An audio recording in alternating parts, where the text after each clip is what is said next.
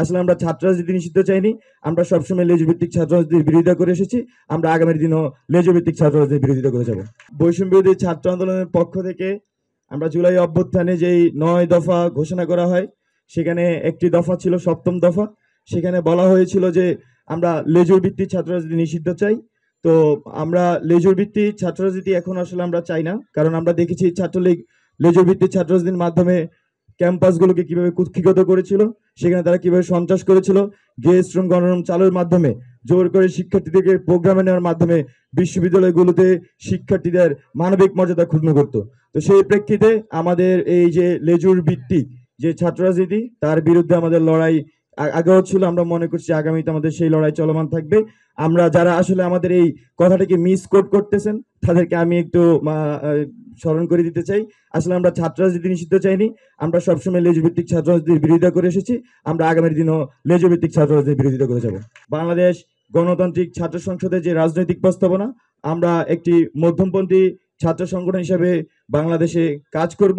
সেখানে আমরা যে দীর্ঘদিনের আওয়ামী ফ্যাসিবাদের যে বাইনারি পলিটিক্স ছিল, সেই বাইনারি পলিটিক্সের বাইরে গিয়ে এখানকার ছাত্রদের, এখানকার জনগণের রাজনীতি আমরা প্রস্তাবনা করছি। জুলাই অভ্যুত্থানে আমি আবু বকর মজুমদার, আমি গণতান্ত্রিক ছাত্র শক্তির ঢাকা বিশ্ববিদ্যালয়ের সদস্য সচিব ছিলাম আগের এই আমাদের বিগত কমিটিতে।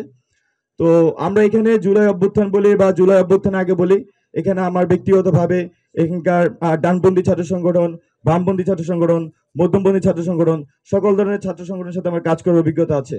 এবং আমরা জুলাই অভ্যুত্থানে যখন কাজ করেছি, জুলাই অভ্যুত্থানকে যখন আমরা সংগঠিত করেছি, তখনও আমরা এই সকল ধরনের ছাত্র সংগঠনের সাথে কিন্তু আমরা এক ধরনের ঐক্যে পৌঁছাতে পেরেছি। সবাই কিন্তু আমরা একই প্ল্যাটফর্মে বৈষম্য বিরোধী ছাত্র আন্দোলনে এসে হাসিনার বিরুদ্ধে সেই লড়াই করতে পেরেছি। আমি আশাবাদী আগামীর বাংলাদেশও আমরা যে মধ্যমপন্থী ছাত্র রাজনীতির এখানে প্রস্তাবনা দিচ্ছি, সেই মধ্যমপন্থীর ছাত্র রাজনীতির মাধ্যমে আমরা সবাইকে ঐক্যবদ্ধ রেখে এই ক্যাম্পাস সহ বাংলাদেশের প্রত্যেকটি ক্যাম্পাসকে সন্ত্রাসমুক্ত এবং ঐক্যবদ্ধ রাখতে পারবো বাংলাদেশের প্রশ্নে।